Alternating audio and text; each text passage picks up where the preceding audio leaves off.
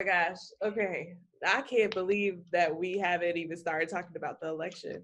And it's, we've been doing this for 2 hours. Well, a little less. Like an hour and a half. Yeah. Anyway, so I'll introduce the next topic, which is the 2020 election. Obviously, it's on everybody's minds. We just had that debate. Which was trash. I will openly say it was trash. Who wants It was to kick awesome. off? Who wants to kick off? Well, Tino, you want to kick off? They awesome over each other. Like they had common sense. Yeah, but I'm reactionary. No, I mean, you can't let not straight up. Nothing was accomplished with that debate. Not a single thing.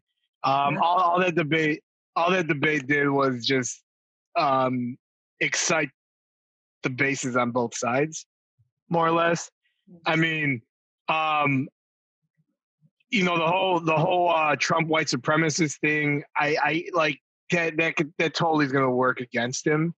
I'll concede that, and I understand, Peter. I know you're going to go. He's denied it 20 times, but he it's just a matter of just being like, yo, like, fine, fuck him, let's move on, But like, and for me, the question itself was a bit of a gotcha question, the way it was worded, because they went and they lumped militia in the same category with the KKK.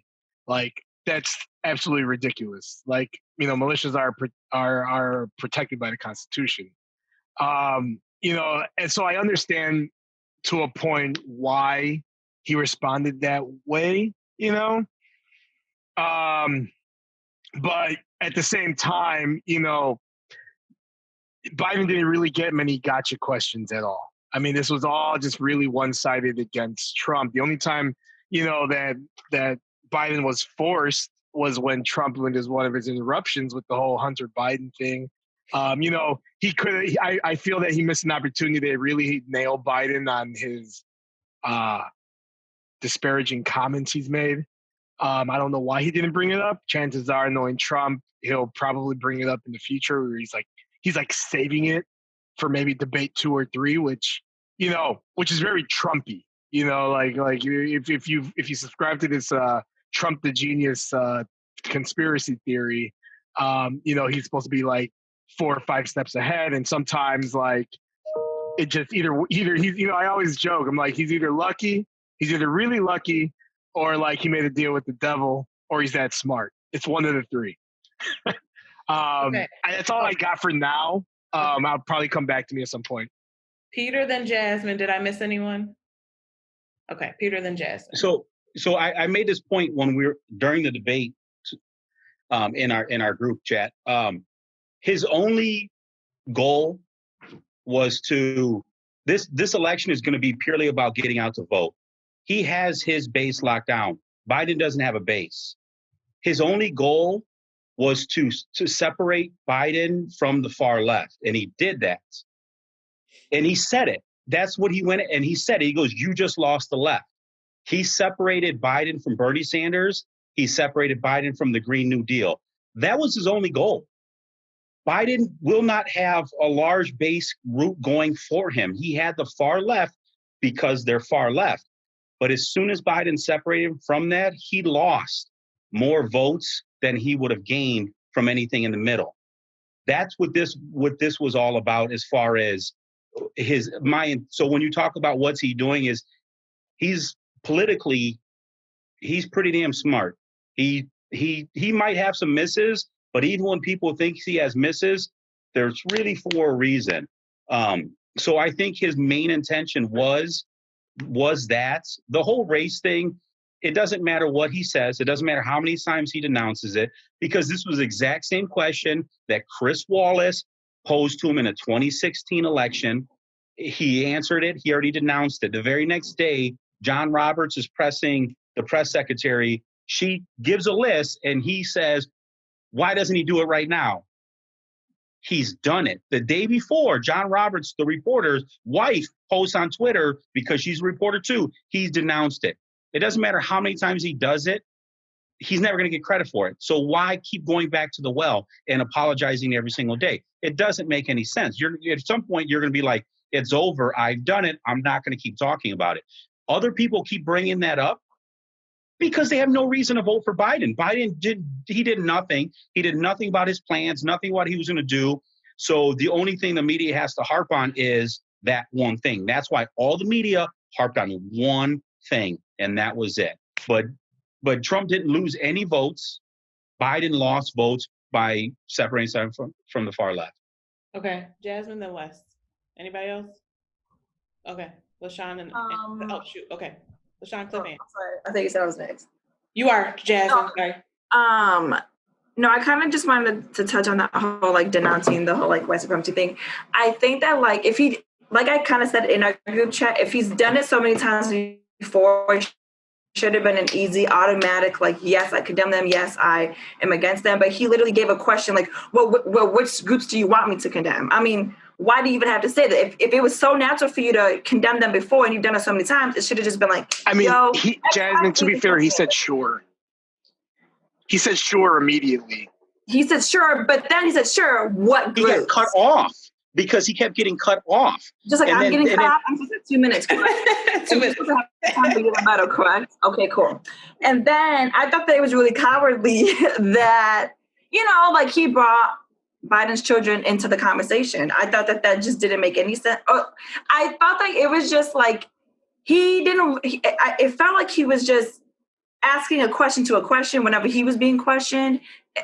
And like, to you guys' point, like if that was his agenda to just be a dick and to kind of separate him from, you know, all his parties and shit like that, with the whole like, why don't you mention law and order and all that stuff? Like, you know, if that was his point, okay, cool, he did that, but he didn't have to be a dick about certain things and he didn't have to avoid questions himself. Like, I know that there's two other debates to be had, but still state your case and stop being so rude and disrespectful by like, we know it's a debate, but you were like, he was constantly interrupting him, I felt like, and he wouldn't let him get his point across, which he was probably trying to make him seem like a coward or something. I don't know, you know, by him not voicing his opinion over Trump himself talking over him. But it's just like, you have to have some type of class when you're already in the presidential position. So why don't you just, I mean, we know that you're a fucking ass and you just, you know, flap your gums all the time, but like, you still just, I don't know. It's like he could have showed himself in a better light in some type of way. And that was my thing. There you go. Goodbye. Okay, hang on. So we got Wes, LaShawn, Cliff, and Tino. Wes and Peter. Peter and Santino are the only two people I've ever heard say Trump is smart, like in a political strategist. I've never heard anyone say. I've heard people say that he's an outsider and that he's great for, you know, the things that he shines a light on because he's an outsider, and he has and I've heard the business thing, which, you know, feel however you want, but I've heard that. I've never heard anyone say it. Like, if anything, it's like he's kind of an idiot savant as to how this politically works. But I mean, one of the craziest things about this entire thing, maybe actually after the election, or I'm sorry, after the debate, like he spent all this time talking about being, you know, he even said it in the debate that, you know, Joe Biden's wearing a mask. You need to wear a mask all the time. And now he's sick. And well, is he even sick? Is that nigga even sick? Like, there's so much to it that it's just like, yo, we got to come and try. And so like, far be it for me to know what Trump is doing, because it's very difficult to pinpoint, I think, even for Trump to know what Trump is doing. And I can't say for sure because it's so all over the place. And having spent all this time denouncing something, not necessarily white supremacy, but just saying like, here's my position on COVID, here's my position on masks. Like, there's no rewriting. His staff still, and they've been taping this and going, the pressers and all this stuff, they still don't wear masks. And so, and then to say that during the debate and now be sick, whether he is or not, no, I mean, again, it's only come from him, but that's a little crazy. Like, I don't know where the genius is in that, because it's only contradicting himself. Unless there's some greater gain here, contradicting yourself, and that I just don't see, I can't possibly say that this is some sort of genius down the line. I mean, again, it could be a gotcha, and I just have yet to see it. But I don't know. Any of that. Is he even sick since he's a genius? Like, do y'all know? I guess we'll find out. LaShawn. I don't know if he's sick. But as far as Peter keeps saying that Biden lost the far left or whatever, left, right, whatever, I don't care. That Biden lost the far left, but I don't think he necessarily lost the far left because I just think Trump made himself so much more hateable by those people. They just hate him so much. They're going to vote against him anyway. So I just don't think his strategy was good. I think he should have let Biden talk and talk himself out of Biden can definitely say some stupid things, just like Trump can say some stupid things. And by not letting him talk, he didn't do himself any favors. I don't think Trump's strategy was a good idea at all. I think it was a terrible idea, and I don't think it worked at all. And I agree with Jasmine. If you've denounced these things so many times, I know it's irritating probably to him, but it should come automatically at this point. Why is it so difficult just to say something that you believe wholeheartedly? If somebody asks me, do you support white supremacy? And I'm so wholeheartedly against it, I'm just going to quickly say, heck no. No. Why? It's not that difficult. It's just not that difficult. Cliff? Unmute. There we go. Given I didn't watch the debate, I'm sure I didn't miss much. I don't even know if anybody was expecting anything to get accomplished because you already know where they stand on every issue, and you're really not voting for either one of them because it's really you're voting against people. That's what our political system is about. It's about voting against people, not voting for people. I don't think Biden's given me anything to vote for in his 50 years of office. Trump, hasn't given a lot of broken promises, but the divisiveness even outweighs maybe even an ounce of good he's done. So it's really, I guess, I was actually probably leaning towards sitting out because I can't stand both parties. But what I can't stand more is I can't stand the disenfranchisement of the vote. And you see a lot of voter suppression, and it goes beyond just carrying ideas to the point where you're closing polling places and you're restricting hours and stuff like that. Have straight up voter suppression being, waged against, waged by the Republican Party, then I just have to vote against that party because, they're not at all. And I see you making that face, but all you got to do is look at all the change of the polling places, the hours. All you have to do is look at the statistics, and we can go facts. And it's a fact right now that, Blacks and Hispanics have to wait longer to vote, and we can do things to lessen their wait time to vote, but we don't. We're actually doing things to increase their wait time. And why is that? Well, it's because Blacks predominantly vote Democratic. I hate that, but they do. So that's easy. So, but I will say, Wes, that I would call Trump smart because he's a master at manipulation. I think he knows exactly what he's doing. He manipulates feelings. He manipulates the media.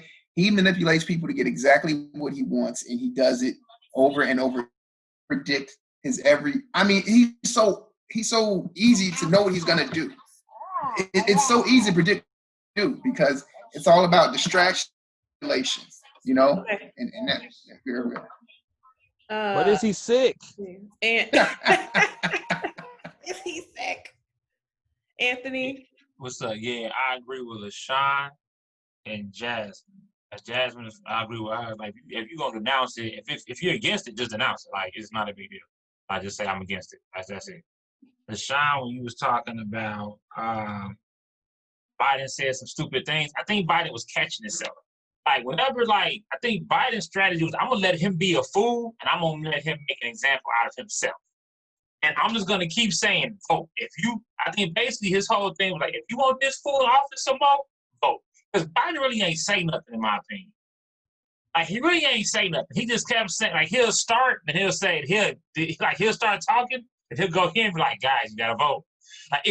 Trump gave him an easy out. So I'm saying, he just said, you gotta vote. So it was like he was, whatever they said, play on the fact that he gonna be a fool. I bet. He started fooling, vote y'all, vote. And I think that's what the whole strategy. He really ain't saying nothing, in my opinion. Tino, and then Peter, and then LaShawn. Just going back, like Jasmine, Trump didn't force the whole family thing with Biden. He actually waited until Biden brought up the good son. I don't know if you guys caught that. It was like he's talking about Beau Biden. It was like, wait, which son you talking about, Hunter? And then boom, he gets nailed about it, which is something that the media hasn't talked about in regards to Biden. Like his son has some significant conflict of interest going on when you really delve into it. And then going back to like voter suppression, I mean, it's going both ways in this situation here. Just recently, Trump pollsters weren't allowed in like Philadelphia's polling places. They were like literally removed. This is the thing that's going on depending on who's controlling which part of the country you're in. In terms of Biden, in terms of his debate performance, and going back to what Ant was talking about, which is like, well, go vote. This guy's talking crazy. Go vote. The big issue that Biden's facing is he does not have an energized base. I don't know anybody. Like literally, I talk to hundreds of people a week. I don't know anybody that's voting for this man because they like him. It's like you either hate Trump enough to get your ass out to vote, or you're going to stay home and not vote. Or you get people who are like, I'm not voting for any of them. I know a lot of people who are not voting for any of these guys, which, if you want to look at it demographically, is a vote for Trump. Trump's base, on the other hand, is energized. I mean, I don't know. I remember who said that just right now, but like, I think Trump is the greatest president of my generation. I actually really like the guy. I'm not just a Trump supporter because I don't like the left. I actually really like Trump. For me, outside of his personality, I feel he's accomplished everything that he set out to accomplish. I mean, love him or hate him, you can sit there and like look at a list of his promises when he was running in 2016, and he can check off a lot of those boxes. I mean, I understand that they're partisan. I understand that, given your political stance, you may not agree with it, but for his voters, they see that he got shit done. For someone like me, I like, for the first time in the history of, for the first time in the history of me voting since, I was 18, I don't feel like I got buyer's remorse this time. Interesting. Peter, LaShawn, Wes. Yeah, a couple of things. One, you were talking about the cutoffs. Biden started cutting off Trump. Trump didn't start the cutoff. Biden started that. And then it's true. It's you can watch the tape. It's clear as day. Biden's the first person to do that. The second person to cut Trump off was Wallace. It doesn't matter. It does. Stop. And it does, because the second time Wallace did it, and then Trump said, it looks like I'm debating both of you. They're the one that actually started that premise. As far as Trump's attitude, he was keeping true to who he was. So his voters actually appreciate that. When you talk about lies, the lies were really told by Biden. Biden went, and he's got nothing but bullets and points of all lies that he spoke. You were right, LaShawn. He should have let Biden finish talking, because let's be honest, the guy's got Alzheimer's. He's not all there. He's got no business even running. And LaShawn, to the other point, he's cutting off the left. The left is still going to vote for Biden, but are they going to turn out and vote for him? They're not enthusiastic about it, so I doubt all of them are going to actually turn out. And CJ said how many people are actually voting for Trump. I'm voting for Trump, not because of political party. I'm voting for Trump. And the polling places is not a federal thing, it's a local thing. So if Black and Hispanics, those areas are being closed and they're run by Democrats, how is that a Republican issue? Now, I'm not saying Republicans don't do it. That's not what I'm saying at all. But in these high areas, the urban areas that are run by Democrats, you have to put the onus where it belongs. And that's with the local governments, which kind of goes back to what Jasmine was saying, vote local. If you don't vote local, the same things are going to happen. So. Okay. We got governors and we got local officials restricting voting access down south, and it's Republicans doing that. So. LaShawn, and then Wes. Yeah, I don't know if that's happening in major cities. I don't think that's like Democratic run cities or whatever. But going with what CJ said, I think a lot of people, I think you guys are right that Biden doesn't really have a base, but I think there's just so many people who dislike Trump. One, because of the divisiveness he's creating. I think if not for 2020, Trump most definitely would have gotten reelected. But because people are seeing that he fuels the racial wars that are going on, or whatever you want to call them, or just all of this back and forth that's going on, and he doesn't actually try to calm it down or speak as a leader in that way, that people just are voting against him more than for Biden. And I get your point, Peter, that maybe people aren't going to show up because they don't have a much invested in it. But a lot of people, surprisingly, I've talked to people who voted for Trump the first time around, and they're just they're sick of all the drama, and they were going to vote against him just because they just are sick of the drama. And the other thing is people are unhappy. The people I've talked to who, like I said, are switching sides. They're just really unhappy with his handling of COVID. They don't think that he did a great job. They don't think that him encouraging people not to wear masks is a good idea. They just see it as it's just a bunch of unnecessary stuff. And they said if prior to March, they were all ready to vote for him. And I was actually surprised that they were even talking about this with me because, whatever. But they were just saying prior to March, they definitely would have voted for him. But all the stuff that's happened over the last 6 months, they're just over it. So I just thought that was interesting talking to random people, because you guys are talking about the people you talk to. So I want to talk about the people I talk to. Wes, Santino, then Peter. I actually took advantage of taking notes, excuse me, this time. So I actually have bulletin points. So hopefully this is somewhat coherent. There was an NIU professor that tracked how many times Trump interrupted. It was 72 times. He did not give a number for Chris Wallace, and he didn't give a number for Biden, but Trump time was 72 times. 76 somehow, for Biden. Okay. The voter suppression is a Republican tactic. And it's crazy because this is, again, I hate both parties, but whenever, just historically in the last 20 years, whenever the voter turnout is high, Democrats win. That's just a fact. There's no, every time the voter turnout is high, a Democrat wins. But one of the huge problems with this election is Joe Biden sucks. And nobody is excited about Joe Biden. And I forgot who said it, but you're 100% right. No one is excited to go out there and place their vote for Joe for a number of different reasons, one of which is that he's pretty moderate and almost a Republican himself as far as policy. Therefore, he never actually had the far left, which is a really important thing, Peter. You keep saying Trump's goal was to get, separate him from the left. He separated himself from the left. The far left, nobody. I've never heard one person say, I don't think there's anybody in here that is I can't wait to go in there and punch the number for Joe Biden. Nobody wants to vote for Joe Biden. He actually wasn't even winning, and this is a Democratic problem with their primaries, and they're picking ahead of time. This is their own shooting themselves in the foot. But Biden was not winning for a reason, okay? And when everybody else dropped out on, I guess, Super Monday, just ahead of Super Tuesday, just to do that shit, that was specifically to build a coalition for Biden because Biden was losing, okay? Remember Pete Buttigieg? Pete Buttigieg was ahead of him.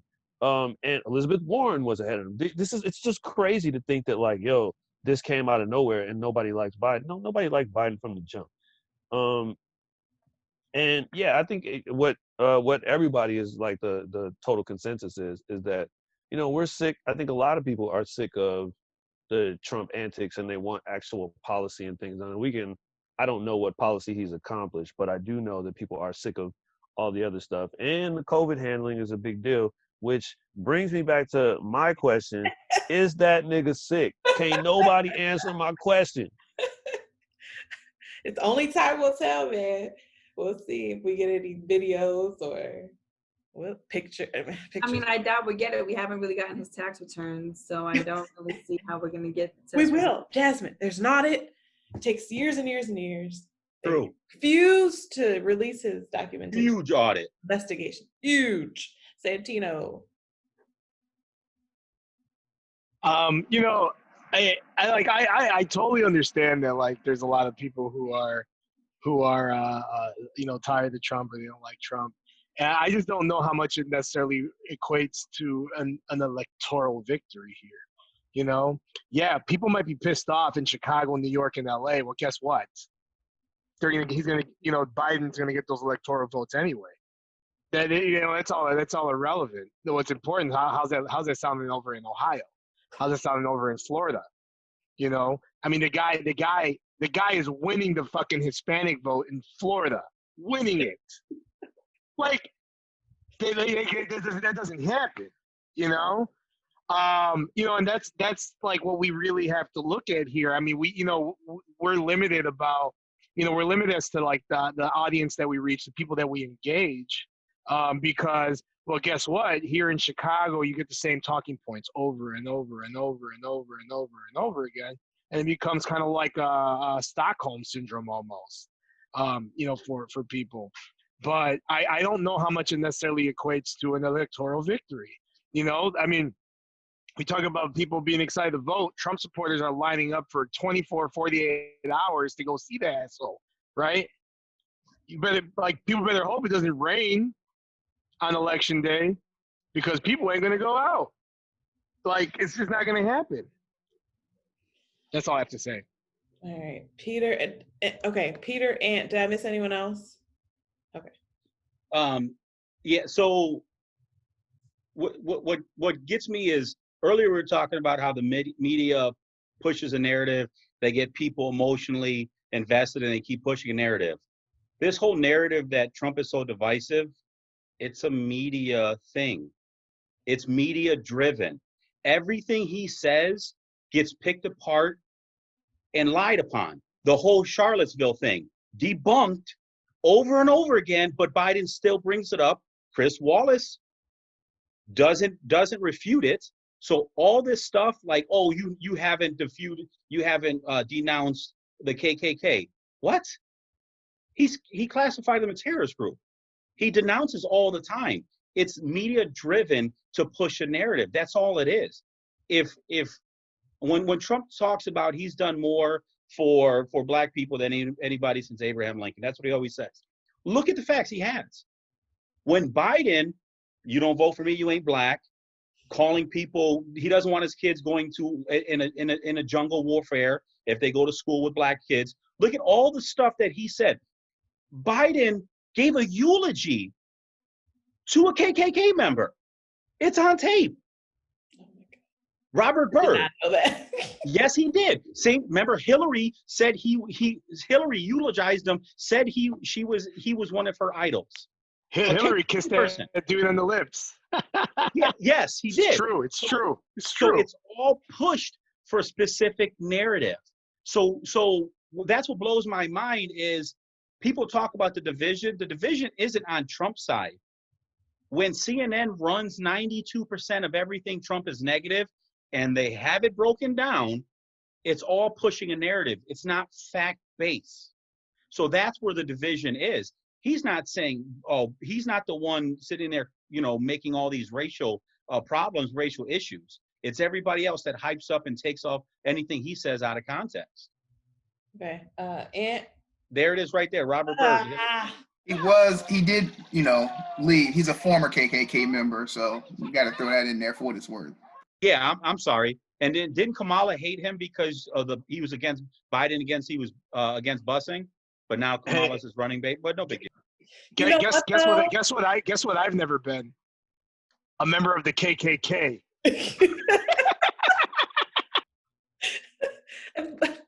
I know. I'm just stating. You can't paint a half truth. You got to tell. He's a former member. Right? I mean, like you could say Trump was still praising David Duke, who was not, you know, still, you know. When did he praise David Duke? You didn't hear the tapes? Go look at the tapes. I don't think he ever praised David Duke. Yeah, he spoke highly of David Duke. Okay, he spoke highly. He's also denounced him. I think.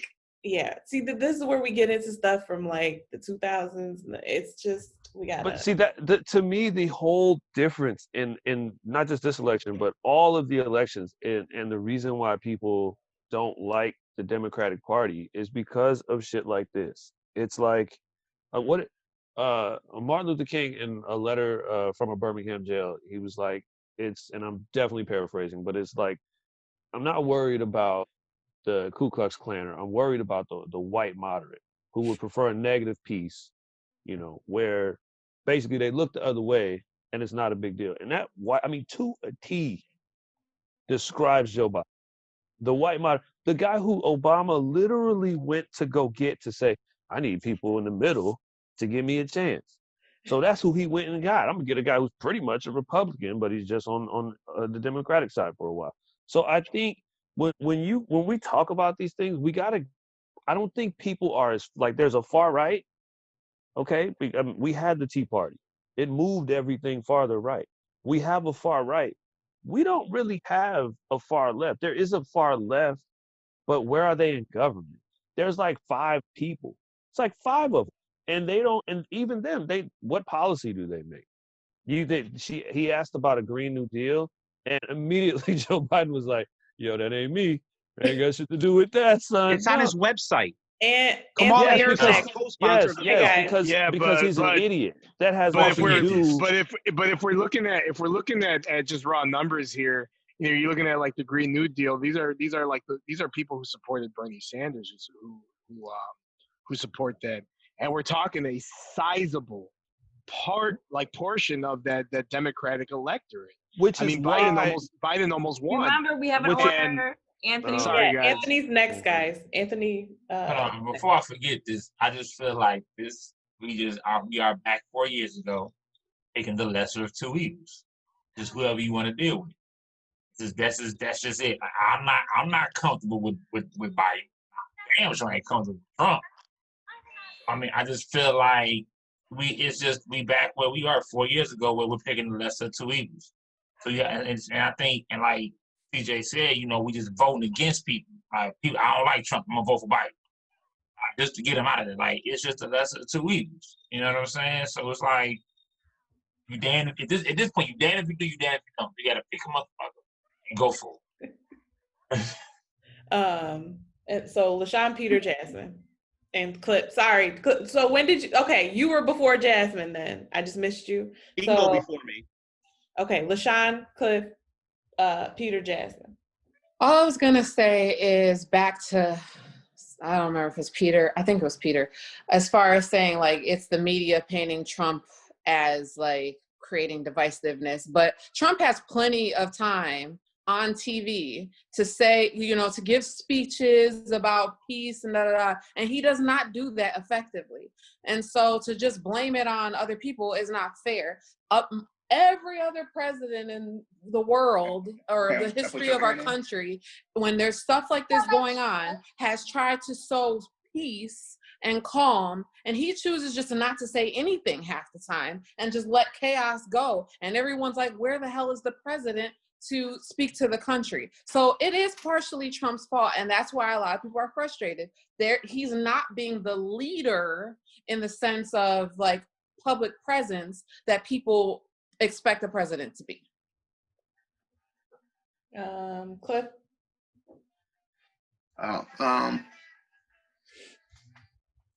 Go to Jasmine real quick. Okay, Peter and then Jasmine, I think. All right, real fast. One, he's given a lot of statements and talks about that bringing stuff together. The problem is it doesn't get covered enough. If he says anything else, that's what gets played. All of this, when you talk about some of these riots, this is all being allowed to happen predominantly in Democratic cities. When Seattle's letting this CHOP section go, Portland, 100 straight days, Trump doesn't have any power. The only way he has any power is by declaring martial law and going in there and enforcing it. If he did that, then he would be the dictator, the totalitarian that everybody claims him to be. That comes up to the governors and the mayors of those cities. They're responsible for that violence happening in those areas. The only thing they can do is ask the National Guard, which Trump always says, ask for help. We will give you the help. Ask for help. It's there. We will quash this. We will get rid of it. He says it all the time. So if people aren't doing anything, that's on them. There was another part I want to discuss, but I forgot what it was. But yeah, so to put that on Trump, I just don't see. Oh, you said the far left, there's no far left in government. That's 100% not true. The reason why we don't have a second COVID relief is because the HOPE Act that the Congress passed was all filled with Green New Deal crap. So to say that the Democratic Party isn't far left, it's just not true. They're pushed all the way to the far left. If they weren't asking for all that stuff, we would already have the second COVID relief bill. But they don't want to do that for two reasons. One is if something happens and it helps out, it's political reasons, it helps Trump, and they're not getting all that Green New Deal crap that they have tied into a COVID relief package. Why the hell is it in there if we're talking about COVID relief? Okay, Cliff and then Jasmine. Bless you. There's no far left in government. I mean, if you think what's in government is far left, then you gotta. I mean, we have a big disagreement on what classifies as far left. There is no far left though. You have a few congresswomen, a few Congress people, and that's it. There's no far left. I already forgot what I was gonna say though. But Trump's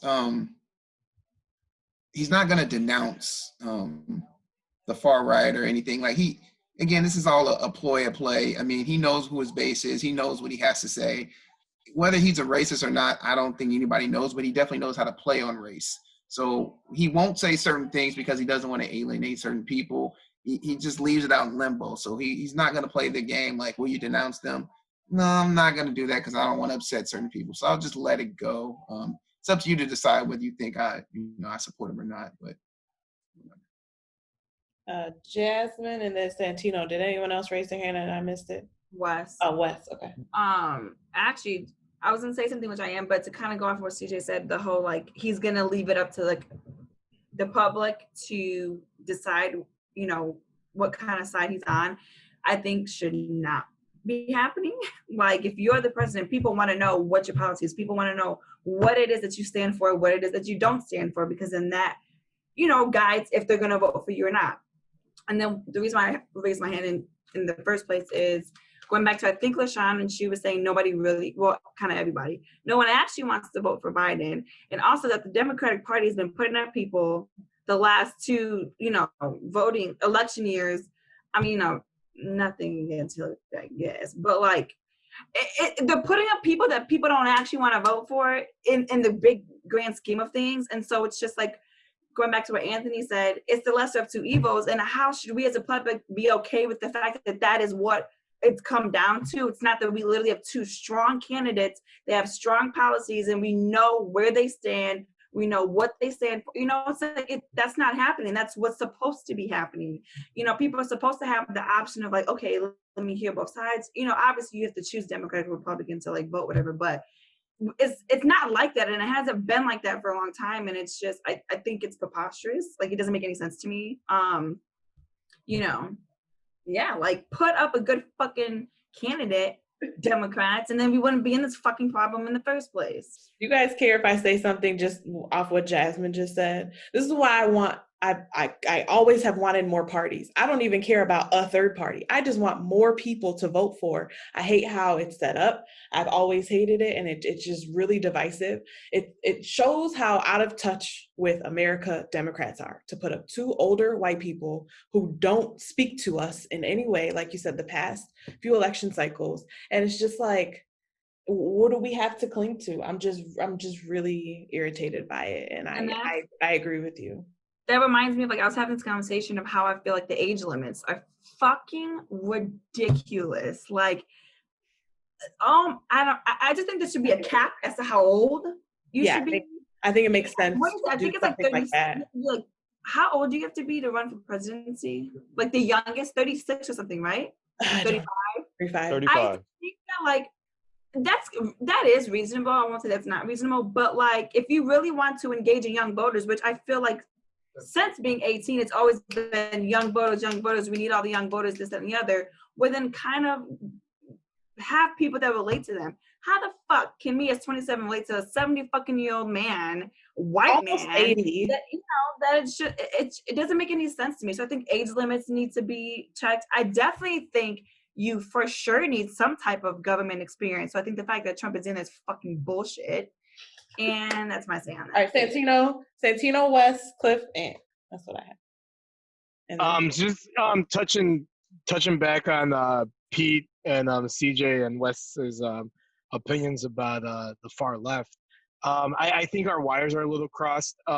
Yeah, there's not much representation of the far left in government, but the issue that the Democrats are facing is the electorate itself.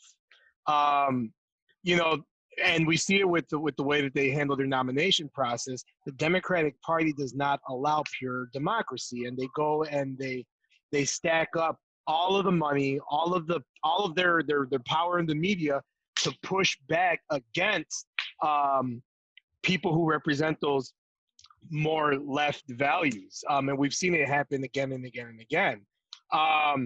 You know, and that's the issue that they're facing here. Yeah, I understand you guys when you're saying that they're putting up candidates like Biden and Hillary, but you have to understand that on a national level, they are safer candidates to be able to win elections. They're not necessarily looking to affect the change that people want.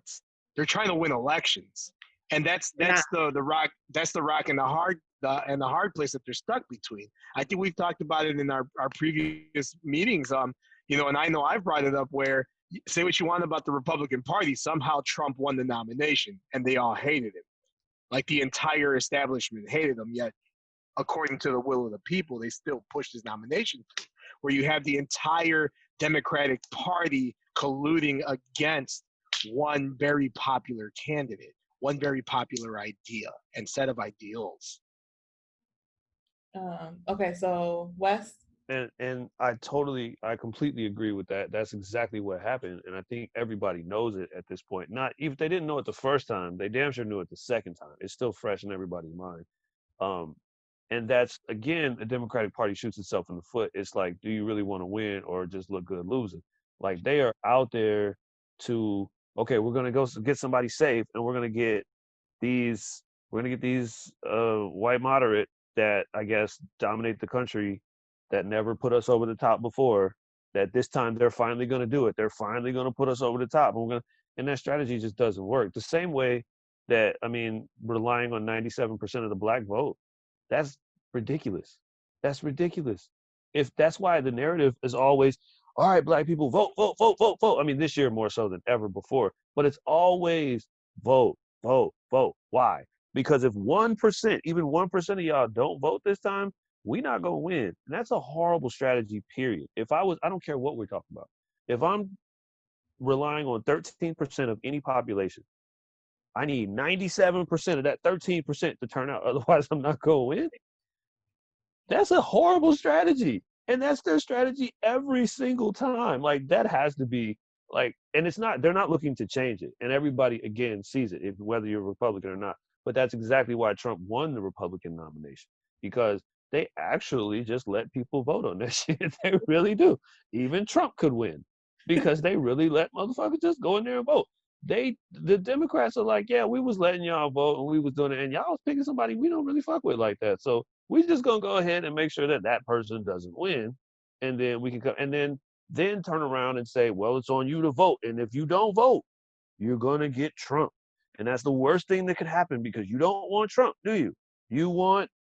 We don't care who you want, but you don't want Trump. And that shit, like, people have gotten over that. People have definitely gotten over that. I don't think that it outweighs the hatred for Trump. No, I don't. I think everyone sees, like, okay, shit, Earth is on fire. We should probably go with somebody who thinks climate change is real.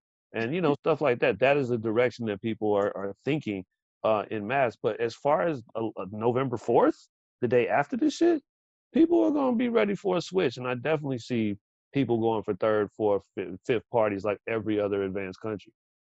Yeah. Cliff, Ant, Peter. Anybody else?